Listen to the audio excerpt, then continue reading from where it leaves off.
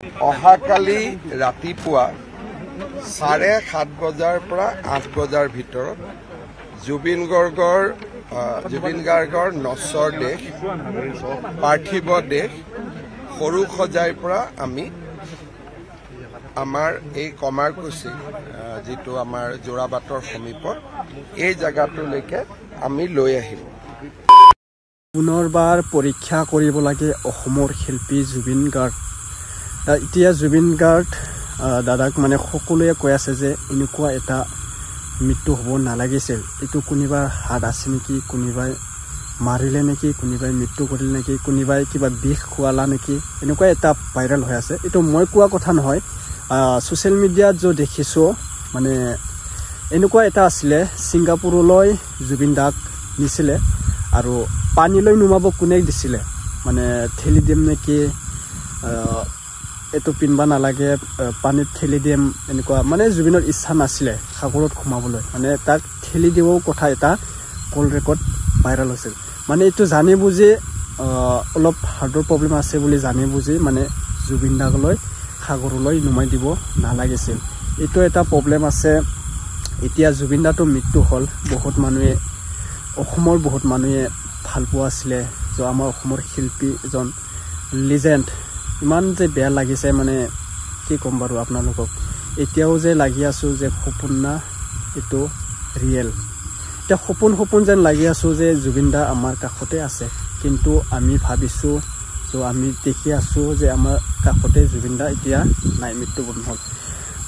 আমাৰ অসমৰ CM doctor Hemanta বিশ্ব শৰ্মাই এতিয়া কি কৈছে, কাহিলীপাৰাৰ কৈ জুবিন দাৰ নশ্বৰ দেহ নিব। আপোনালোকে অলপ ভিডিঅ'টো চাই ল'ব। সকলোকে মই স্বাগতম জনালোঁ। মোৰ এইটো এছামিছ ভিডিঅ'লৈ কিবা যদি এটা ভুল ভ্ৰান্তি হয় আপোনালোকে নিমা কৰি দিব। মানে মই এছামিছ ভিডিঅ' নবনাওঁ, বড়ো ভিডিঅ' বনাই থাকোঁ। এছামিছ প্ৰথমবাৰ এছামিছ ভিডিঅ' বনাইছোঁ। আপোনালোকে ভিডিঅ'টো সম্পূৰ্ণ চাই এটা কমেণ্ট কৰি জনাব আৰু জুবিন দালৈ এটা কমেণ্ট কৰি জনাব। তো সকলোৱে ভিডিঅ'টো আগতে চাই লওঁ। আমাৰ হেমন্ত মামাই কি কৈছে আমি অলপ চাই ল'ব পাৰোঁ। অহাকালি ৰাতিপুৱা 7:30 বজাৰ পৰা 8 বজাৰ ভিতৰত জুবিন গাৰ্গৰ নশ্বৰ দেশ পাৰ্থিৱ দেশ সৰু সজাইৰ পৰা আমি আমাৰ এই কমাৰকুছি যেটো আমাৰ জোৰাবাটৰ সমীপত এই জায়গাটোলৈকে আমি লৈ আহিব। জুবিন এম্বুলেন্সত থাকিব আৰু জুবিনৰ পত্নী গৰিমা আৰু অত্যন্ত ঘনিষ্ঠসকল এম্বুলেন্সত থাকিব। এম্বুলেন্সৰ লগতে সৰু এখন বাছ ধৰণৰ থাকিব, য'ত জুবিনৰ ভনীয়েকে হওক বা একেবাৰে যিটো পৰিয়ালৰ আটাইতকৈ নিকট আত্মীয় তেওঁলোক সেই গাড়ীখনত থাকিব। বাকী গোটেই প্ৰচেছনটোত গাড়ী মটৰ নাথাকিব। আৰু সুন্দৰ কৰি আমি যেনেকৈ এয়াৰপৰ্টৰ পৰা লৈ আহিছিলোঁ তেনেকৈ আমি এই স্থানলৈ লৈ আহিম।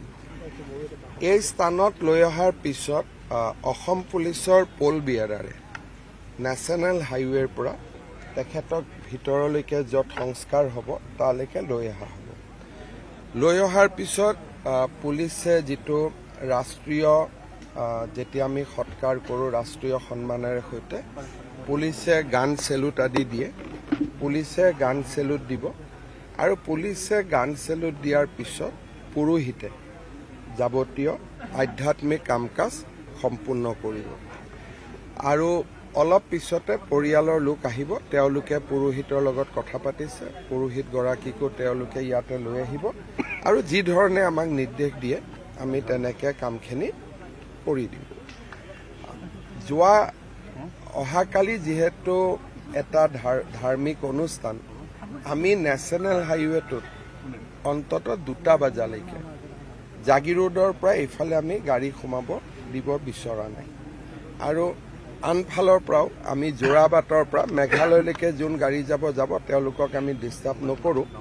জোৰাবাটৰ পৰা আমি এই জেগাৰ ৰাস্তাটো আমি সম্পূৰ্ণ 4-5 ঘণ্টাৰ কাৰণে খালী কৰি ৰাখিম। আজি আৰু কালি 2টা দিন আমি অসম চৰকাৰে জুবিনৰ সন্মানৰ কাৰণে, আপোনালোকে জানে যে ৰাজ্যিক শোকৰ দিনো আমি বৃদ্ধি কৰিছিলোঁ। তাৰ লগত সংগতি ৰাখি আজি আৰু কালি দুইটা দিন ড্ৰাই ডে থাকিব। মেঘালয় চৰকাৰেও সিদ্ধান্ত লৈছে যে যোৰাবাটৰ গোটেই ৰাস্তাটোত য'ত যিফালেদি জুবিন আহিব সেই ৰাস্তাটোত থকা সকলো মদৰ দোকান আজি আৰু কাইলৈ বন্ধ থাকিব, অৰ্থাৎ যোৰাবাটতো ড্ৰাই ডে পালন কৰা হ'ব। অহাকালি অসমৰ সকলো স্থানতে বিদ্যালয়, মহাবিদ্যালয়, বিশ্ববিদ্যালয় বন্ধ থাকিব। চৰকাৰী কাৰ্যালয় আন স্থানবিলাকত খোলা থাকিব, কিন্তু বিদ্যালয়, মহাবিদ্যালয়, ইউনিভাৰ্চিটি খোলা থাকিব। কামৰূপ মহানগৰ জিলাত চৰকাৰী কাৰ্যালয়ো বন্ধ থাকিব, যিহেতু কালি ট্ৰেফিকৰ সমস্যা থাকিব, আন ধৰণে সমস্যা থাকিব। আৰু কালি সকলোতে যিমান চৰকাৰী অনুষ্ঠান আছে কালি সকলোতে আমি জুবিনক স্মৰণ কৰিবৰ কাৰণে আমি অনুৰোধ জনাইছোঁ। জুবিনৰ পৰিয়াল অলপ আগতে মোৰ বাসভৱনলৈ আহিছিল। তেওঁলোকে এটা সিদ্ধান্ত লৈছে আৰু ৰাজ্য চৰকাৰক সহযোগিতাৰ বাবে কৈছে যে জুবিনৰ যিটো 13 দিনীয়া আমি মাংগলিক অনুষ্ঠান হয়, সেই মাংগলিক অনুষ্ঠানটো আমি যোৰহাটত পালন কৰিম আৰু গৰিমা গাৰ্গকে ধৰি জুবিনৰ পৰিয়ালো সেই অনুষ্ঠানটোত উপস্থিত থাকিব। আৰু সেইদিনাখনেই যোৰহাটৰ ৰাইজক আমি আনুষ্ঠানিকভাৱে জুবিনৰ চিতাভস্ম অৰ্পণ কৰিম, যাতে তাতো সমাধি হ'ব পাৰে। অৰ্থাৎ 13 দিনৰ দিনটোত যোৰহাটত এটা শ্ৰাদ্ধ, ঠিক মাংগলিক অনুষ্ঠান বুলি ক'ম আমি, কাৰণ তেওঁলোকৰ পৰিয়ালে কি মাংগলিক অনুষ্ঠান কৰে সেইটো তেখেতসকলৰ লগত আলোচনা কৰিব লাগিব। কিন্তু 13 দিনৰ দিনা আমি জুবিনৰ চিতাভস্মৰে সৈতে তাতে আমাৰ মাংগলিক অনুষ্ঠান হ'ব। আৰু অলপ আগতে গৰিমাই মোক কৈছে যে গৰিমা নিজেও থাকিব, পৰিয়ালৰ আন সদস্যসকলো থাকিব। অনুষ্ঠান হৈ যোৱাৰ পিছত, কালিৰ আধ্যাত্মিক অনুষ্ঠান হৈ যোৱাৰ পিছত যিখিনি জাগাত আমি জুবিনৰ অন্তিম সংস্কাৰ কৰিম, সৰু জাগা এটা আমি বাউণ্ডৰী ৱাল কৰি দিম, যাতে কোনো পশু পক্ষী আহিব নোৱাৰে। আৰু তাৰ লগে লগে আমি মাটিটো ইয়াত প্ৰায় 7 পৰা 10 বিঘা মাটি ওলাব। আমি পাহাৰটো কাটিও আছোঁ, মানুহ মাটিটো ওলাব। সেই গোটেইখিনি আমি বাউণ্ডৰী ৱাল কৰিম। তাৰপিছত সমাধিৰ এটা আৰ্কিটেকচাৰেল ড্ৰয়িং এটা বনাব লাগিব, আৰু যি ধৰণে আমি আৰ্কিটেক্টে বনাই দিয়ে সেই ধৰণে আমি লাহে লাহে সমাধি ক্ষেত্ৰখন নিৰ্মাণৰ কাম আৰম্ভ কৰিম। সমান্তৰালভাৱে যোৰহাটতো আমি সমাধি ক্ষেত্ৰখন বনোৱাৰ কাম আৰম্ভ কৰিম।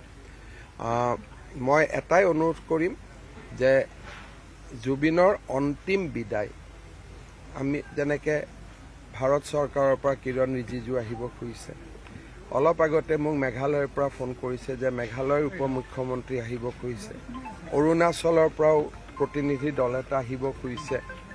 আমি যাতে বহু দিনলৈ মনত ৰাখিব পৰা ধৰণে আমি জুবিনক বিদায় দিওঁ, আৰু সেইকাৰণে মই ৰাইজৰ সহযোগিতা কামনা কৰিছোঁ। আৰু যিসকলে 2-এটা জেগাত মই দেখিছোঁ যে একাংশ লোকে যিকোনো প্ৰকাৰে গণ্ডগোল কৰিব খোজে, আমি ভিডিঅ' ৰেকৰ্ডিং কৰিম কালি গোটেই অনুষ্ঠানটো, কাৰণ জুবিনক আমি সন্মানেৰে সৈতে বিদায় দিব খুজিছোঁ। ইয়াত আমি বিশৃংখল সৃষ্টি কৰিব খোজা নাই। গতিকে কালি আমি গোটেই অনুষ্ঠানটো সৰু সজাইৰ পৰা অন্তিম বিদায়লৈকে গোটেইটো আমি ভিডিঅ'গ্ৰাফ কৰিম।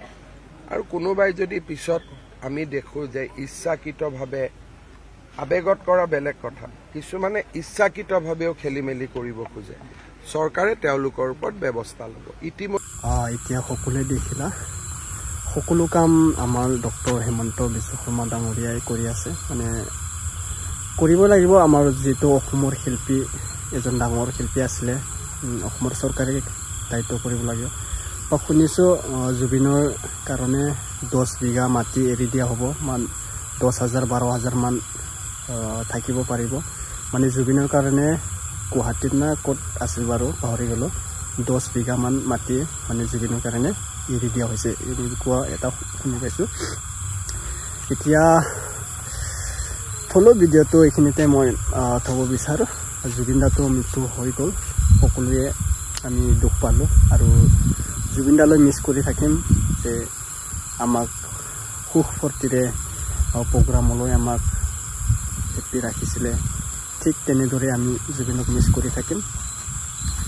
ওকে নেক্সট আপডেটত লগ পাম বাৰু সাবস্ক্ৰাইব কৰি ল'ব চেনেলটো যদি ভাল পায় ভিডিঅ'টো শ্বেয়াৰ কৰি দিব আৰু সাবস্ক্ৰাইবটো কৰি ৰাখিব দেই ওকে নেক্সট আপডেটত লগ পাম বাই